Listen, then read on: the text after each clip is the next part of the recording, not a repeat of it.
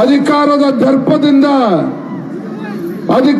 ದರ್ಪದಿಂದ ಹಣದ ಒಂದು ದರ್ಪದಿಂದ ಇವತ್ತು ಸುರ್ಪುರವನ್ನು ಕೂಡ ಗೆಲ್ಬಹುದು ಅಂತ ಅಹಂಕಾರದಿಂದ ಬಂದಂತ ಡಿ.ಕೆ. ಶಿವಕುಮಾರ್ ಅವರಿಗೆ ಉತ್ತರವನ್ನು ಕೊಡೋದಕ್ಕೋಸ್ಕರ ಇವತ್ತು ಜನಸಾಗರ ಸೇರಿರ್ತಕ್ಕಂಥದ್ದು. ಬಂಧುಗಳ ಮಾತನ್ನ ಸಂದರ್ಭ ಹೇಳೋದಕ್ಕೆ ಇಷ್ಟಪಡ್ತೇನೆ. ಬೆಂಗಳೂರು ಗ್ರಾಮೀಣ ಲೋಕಸಭಾ ಕ್ಷೇತ್ರದಲ್ಲಿ ಮೊನ್ನೆ 26ನೇ ತಾರೀಕು ಚುನಾವಣೆ ಮುಗಿದಿದೆ.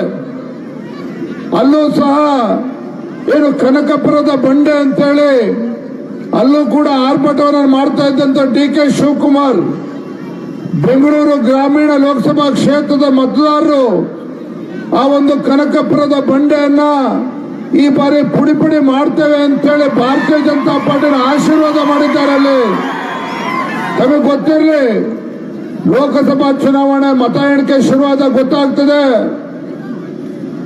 ಜೂನ್ 4ನೇ ತಾರೀಕು ಮತ ಎಣಿಕೆ ಮಾಡಿದಾಗ ಗೊತ್ತಾಗ್ತದೆ.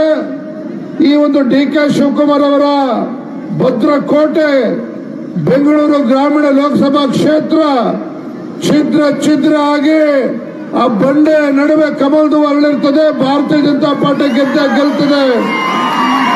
ಆ ಕ್ಷೇತ್ರದ ಮತದಾರರು ಬಿಜೆಪಿಗೆ ಆಶೀರ್ವಾದ ಮಾಡಿದ್ದಾರೆ.